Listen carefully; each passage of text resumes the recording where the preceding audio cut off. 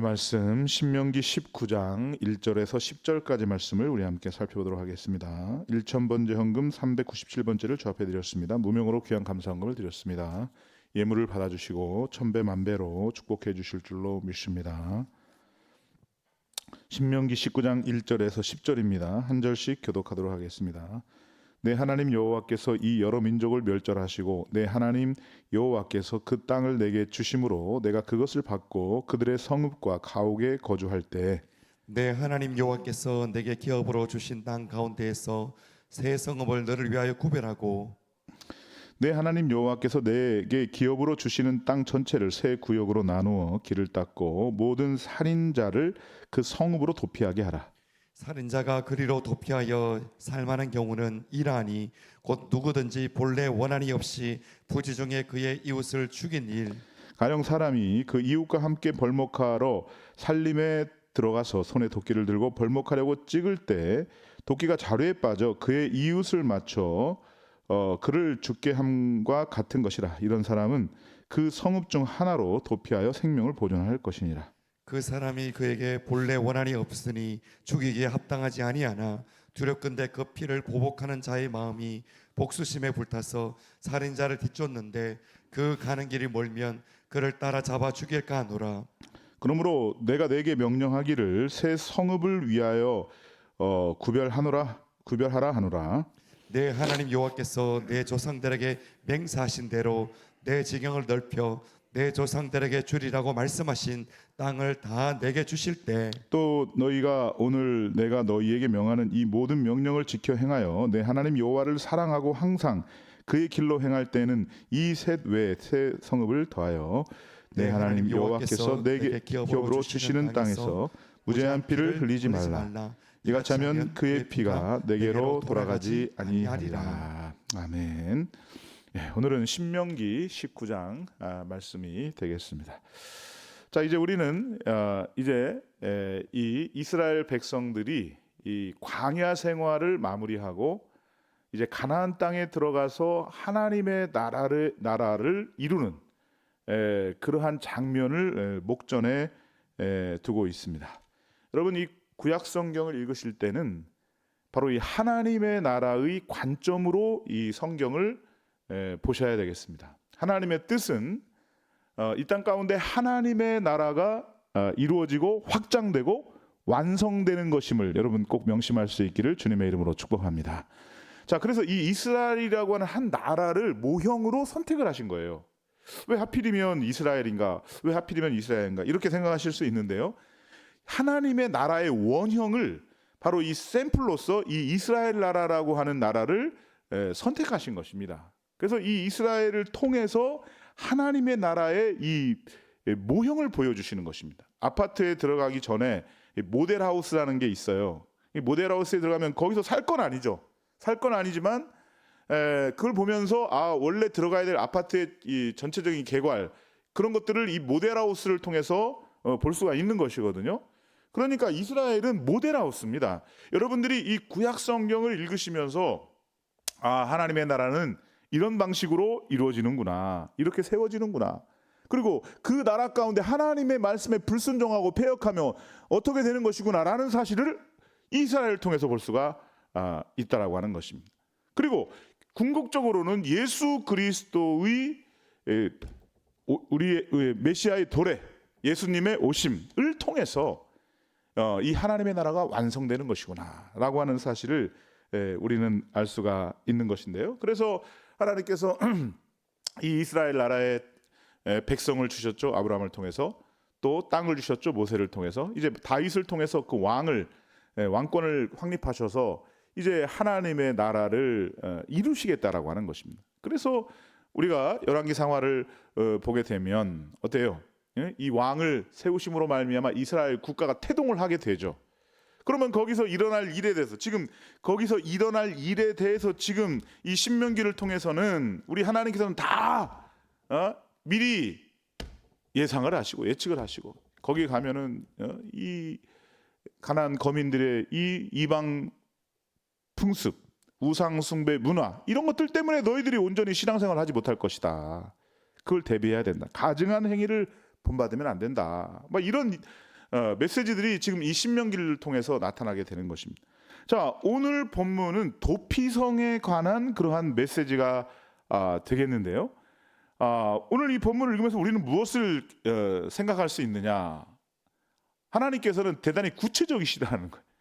오늘 이 하나님 나라에서 펼쳐질 이 다양한 여러 가지 이 사건들이 있는데 아주 구체적인 사건까지, 구체적인 사례까지 그렇게 명시를 하면서 오늘 이 하나님의 나라는 하나님의 공의가 이루어지는 것이고 그 와중에서 억울한 일을 당하는 사람이 없도록 해야 된다라고 하는 것이 바로 이 율법의 정신이고 하나님 나라의 정신이라는 것입니다.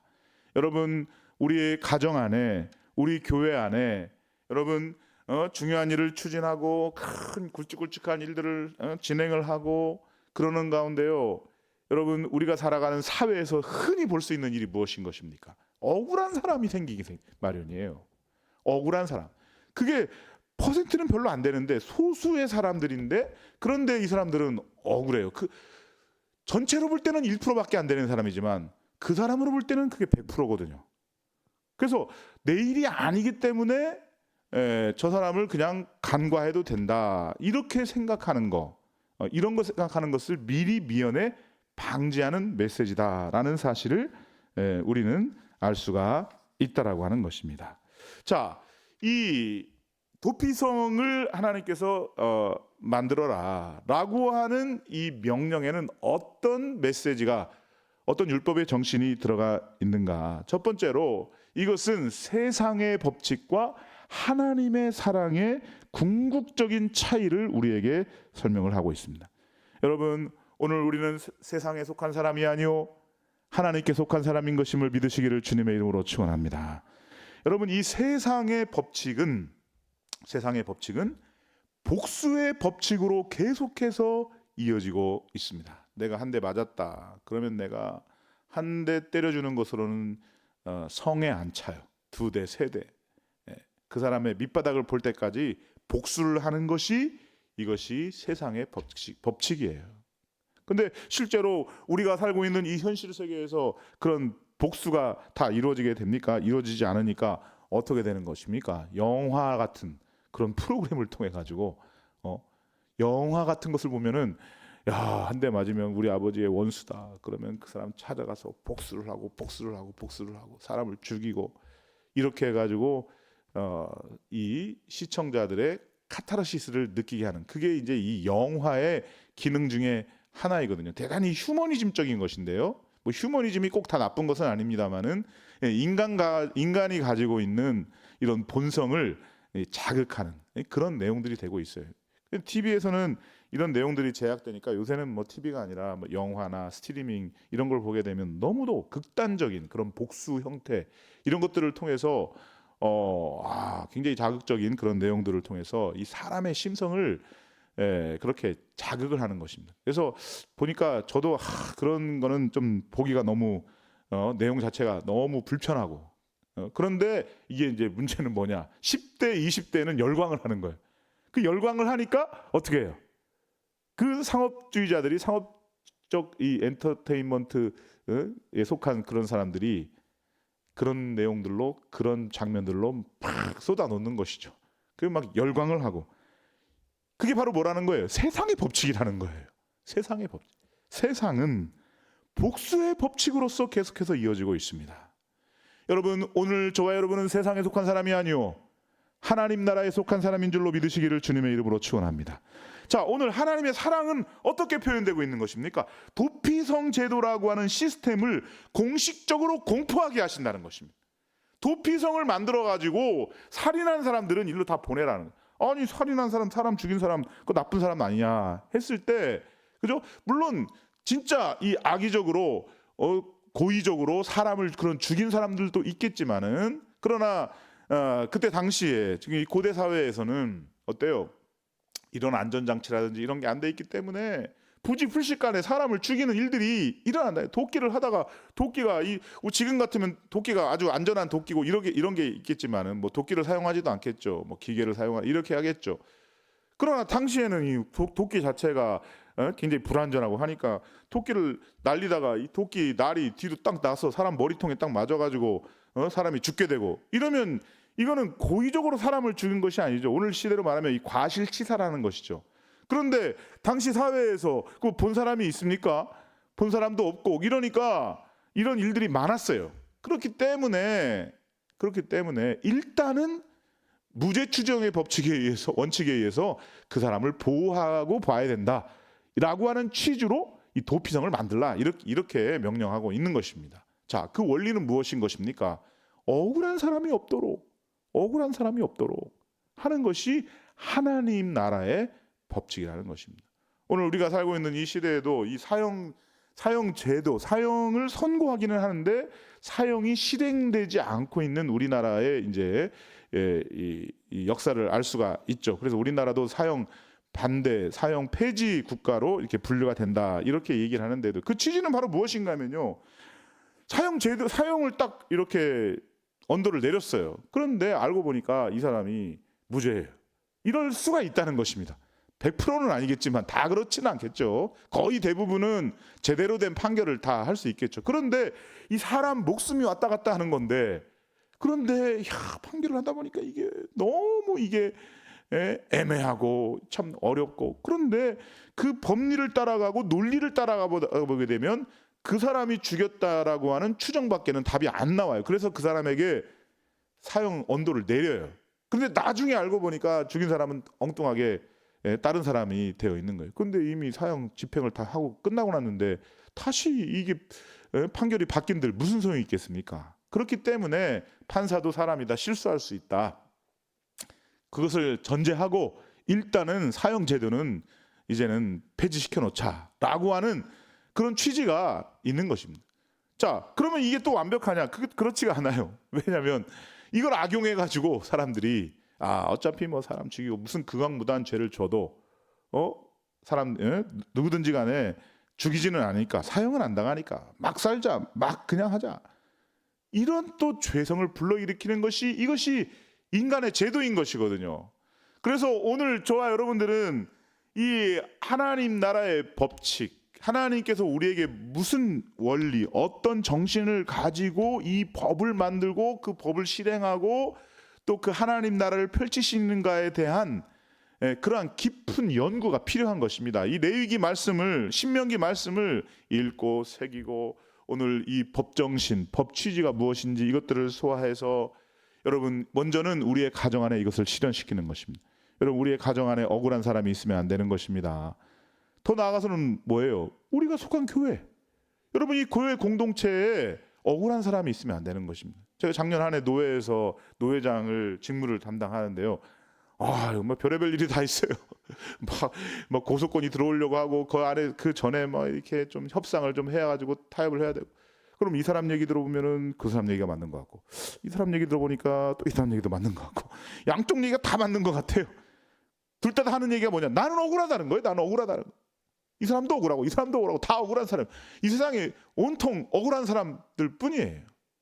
여러분 오늘 하나님의 나라의 법, 이 율법이 절실히 필요하고 율법이 절실히 우리에게 요구되는 이유가 바로 무엇인가 하면 이 세상에 억울한 사람들이 너무너무 많이 있어요. 그러므로 억울한 사람이 없도록 하나님의 사랑을 실천하고 하나님의 법을 실현하는 그러한 나라가 하나님의 나라가 될 것이다라고 하는 것이 오늘 본문을 통해서 나타나고 있다라고 하는 것입니다. 자, 도피성은요. 다른 성에는 받아들일 수 없는 자들을 받아들이는 것입니다. 이 도피성은 모두에게 평등되게 적용되는 것입니다. 다른 성에서는 이 사람은 안 됩니다. 도피성은 받을 수가 있다는 것입니다. 여러분 교회는 그러한 곳이 되어야 될 줄로 믿습니다. 교회 안에 있는데 이 사람은 냄새나는 사람이고 이 사람은 우리랑 성향이 안 맞는 사람이고 저 사람은 생긴 게 무슨 뭐 죄인처럼 생겼고 그래서 못 받는다. 그런 게 통하지 않는다는 거예요. 하나님 나라에서는 누구나 그 하나님의 사랑이 공용되는 그러한 나라가 된다라고 하는 것입니다. 피해 복수자들이 나는 피해를 당했어. 우리 아버지가 산에 올라갔는데 갑자기 죽음이 되어서 돌아왔어요. 복수자들이 내가 직접 복수하겠다. 이 사회의 시스템을 믿지 못하겠다 해서 그 상대방을 죽이려고 이렇게 공격하려고 할 때 그들의 손으로부터 생명을 보존받기 위해서 공정한 재판을 받기까지 시간을 확보하는 것입니다. 그 사람이 이 일들을 당했을 때 그 감정, 이 고통, 이것들이 격앙되고 그런 상태에서는 어떤 일이 일어날지 아무도 모르는 것입니다. 그때까지 시간을 벌어요. 그게 도피성이 필요한 것입니다. 그래서 이 도피성 제도 안에는 대단히 많은 부분 예수 그리스도의 용서의 은혜가 상징적으로 묘사가 되어 있습니다. 여러분, 이 시간이라고 하는 것이 얼마나 놀라운 것인가 하면요, 시간, 하나님이 저와 여러분에게 주신 선물 중에 하나인데요, 이 시간은 시간 자체가 오늘 저와 여러분에게 치유와 회복을 주는 것입니다. 여러분, 사람의 몸을 한번 생각해 보세요. 사람의 몸, 제가 늘 예로 설명을 드리지만 막대기가 그 나무젓가락 있죠? 나무젓가락이 부러졌어요. 그러면 그거를 붙이기 위해서는 어떻게 해야 돼요? 그걸 그냥 침을 발라가지고 딱 붙여놓고 한 달만 딱 지나면 이게 딱 붙어버리죠. 주무시고 계시진 않네요. 네, 절대 안 붙습니다. 나무 막대기를 딱 붙여놓으면 절대 붙지 않습니다. 그런데요, 사람의 뼈는요, 그냥 놔두면 붙어요. 제가 예전에 갈비뼈 한번 목욕탕에서 우리 아들 어렸을 때 씻겨주다가 붕 떴는데 이게 욕조에 딱 닿아가지고 이게 아프더라고요. 한 이틀 지났는데도 계속 아파가지고 병원에 갔더니 세대가 부러졌습니다 이러더라고요. 깜짝 놀랐어요. 세대가 부러졌어요. 부러진 게 보이더라고요. 그게 어떻게 됩니까? 깜짝 놀래가지고 이거 뭐 수술을 해야 됩니까? 어떻게? 갈비뼈는 수술해야 한다요. 그냥 가만히 놔두면, 가만히 있으면 붙습니다 이러더라고요. 그럼 당연한 얘기긴 하지만 신비해요. 사람의 인체는 하나님이 그렇게 만들어 주셨어요. 여러분의 몸에 어딘가 아픈 데가 있으면요, 거의 90% 이상 그냥 놔두면 면역력만 활성화하게 되면 다 치유가 되는 것입니다. 시간이라고 하는 것은 우리의 마음과 생각을 치유해주고 우리 몸을 치유해줍니다. 내가 오늘 상처를 받았다, 내가 막 고통스럽다, 한 달, 두 달 지나면 이 시간이라고 하는 것은요, 치유가 돼요. 치유가. 근데요, 용서도 마찬가지예요. 용서도. 여러분, 시간이라고 하는, 처음에는 막 사람을 죽일 듯이 분노심으로 상대방을 막 공격하고자 하는 그런 마음으로 가득 차 있는데, 시간이 지나면 지날수록 들려오는 말씀이 있잖아요. 하나님의 은혜의 말씀, 용서의 말씀, 십자가의 은혜, 이런 부분들을 통해서, 그렇게 시간을 통해서, 그것과 함께 시간을 통해서 그 사람을 용서하고, 아유 뭐 나도 실수할 수 있지 뭐, 나도 용서해야지 뭐, 이런 마음을 하나님이 주신다는 거예요. 특히 믿는 자들에게 있어서는 시간이라고 하는, 시간이 지나면 지날수록 저 사람을 막 더 공격하고 더 미워하고 이렇게 되기보다는 시간을 통해서 내 마음과 내 심령이 치유되는 역사가 나타날 수가 있다라고 하는 것입니다. 자, 그런데 이 도피성 제도 안에는요, 바로 이 그리스도의 용서, 그리스도의 이 용서의 은혜가 상징적으로 묘사가 되어 있다라고 하는 것입니다. 여러분, 이 도피성은 기독교의 십자가 구원 사건을 상징하고 있다라고 하는 것입니다. 갈보리 십자가를 상징하는 그런 제도는 결국 이 도피성을 통해서 나타나게 된다라고 하는 것입니다. 그 안에서 하나님의 사랑을 배우고, 하나님의 용서를 배우고, 기다림을 배우고, 나도 연약한 자인 것을 배우고, 나는 객관적으로 저 사람이 죄인이다, 저 사람이 잘못됐다, 이렇게 생각이 되는데요, 오늘 이 도피성을 통해서 하나님이 가르쳐 주시는 것이 바로 무엇인가 하면, 인간은 객관적일 수가 없다는 것입니다. 인간이 생각하고 판단하는 것은 객관적이진 않아요. 다 주관적이에요. 여러분, 정권만 바뀌면 계속해서 정치 보복을 하면서 말은 뭐 성역 없는 수사를 하겠다라고 하지만, 그리고 객관적인 심판이라고 하지만, 누가 그걸 객관적인 심판이라고 합니까? 어떤 한 정권을 지칭해서 말하는 게 아닙니다. 모든 정권이 다 똑같아요. 정권만 바뀌면 죄인이 바뀌어버리는 거예요. 그러면 또 다음번에 정권이 바뀌면 또 누가 죄인이 될지 알 수가 없어요. 객관적이진 않습니다. 우리 중에 누가 100% 의롭게 남을 심판할 수 있는 정의의 사자가 된다, 이렇게 말할 수가 없다라고 하는 것입니다. 오직 공의와 정의는 하나님만이 집행하실 수 있다라고 하는 사실을 도피성을 통해서 우리에게 가르쳐주고 있다라고 하는 것입니다. 만약 우리가 하나님의 눈으로 우리의 이웃과 우리의 주위를 보게 되면요, 함부로 내가 누구에게 칼을 휘두를 수가 없어요. 내가 누구를 함부로 정죄하며 누구를 함부로 비판하고 그럴 수가 있겠습니까? 객관적이지가 않아요. 도피성을 통해서 이 모든 것들을 보여주고 있는 것입니다. 여러분, 이제 가나안 땅에 들어가게 되면 이 나라는 하나의 복합적인 다양한 그런 생각과 사고가 공존하는 그러한 사회가 될 것입니다. 다양한 복잡한 일들이 생기는 그런 일들이 나타나게 될 것입니다. 여러분, 오늘 우리가 살고 있는 이 시대는 더욱더 복잡해진 사회가 된 것이죠. 더욱더 복잡한 그런 죄와 또 갈등과 다툼이 난무하는 그러한 시대가 되고 있는 거 아니겠습니까? 그렇기 때문에 더더욱 우리에게 필요한 것은 바로 이 도피성 안에 들어가 있는 예수 그리스도의 십자가의 사랑, 하나님의 은혜의 정신이 필요하다라고 하는 것입니다. 죄인들이 피난처 대신 하나님께 들어가기 위해서는 이 죄 문제를 해결하고 들어가야 되는 것입니다. 그런데 예수 그리스도의 십자가가 바로 그 죄 문제를 해결해 주신다라고 하는 것입니다. 그러니까 예수님의 사랑을 체험한 사람들은 자신이 들어간 이 삶 안 속에서도 그 십자가 사랑을 곳곳에 심고 그것을 실현시키며 살아감으로 말미암아 이것이 확장되는 가운데 하나님의 나라가 이루어지게 되는 것이다 라는 사실을 우리에게 가르쳐주고 있다라고 하는 것입니다. 그러므로 오늘 이 도피성을 공부하면서 여러분, 우리가 뭘 먼저 생각해야 돼요? 내가 먼저 하나님의 은혜에 들어가야 된다. 내가 먼저 십자가의 은혜에 잠긴 사람이 돼야 된다는 것입니다. 여러분, 예수님을 만나지 못한 사람은 용서를 베풀 수가 없어요. 하늘의 용서를 체험한 사람은 나의 앞길을 막는 친구도 용서할 수가 있는 것입니다. 저는 오늘 우리 사랑하는 성원교회 모든 성도님들이 하나님이 주시는 이 하나님 나라의 중요한 법칙, 이 율법의 정신, 도피성의 제도, 이것들을 우리의 마음속에 새기심으로 말미암아 우리의 삶 가운데, 우리 주위 가운데 억울한 사람이 없을 뿐만 아니라 하나님의 은혜와 사랑을 실현하여 하나님의 영광을 나타낼 수 있는 저와 여러분들이 다 될 수 있기를 주님의 이름으로 축원합니다. 우리 말씀을 생각하시면서 주여 한번 부르짖고 한 목소리로 기도하겠습니다. 주여, 하나님 아버지 감사합니다. 아버지, 우리를 사랑해 주신 것을 감사합니다.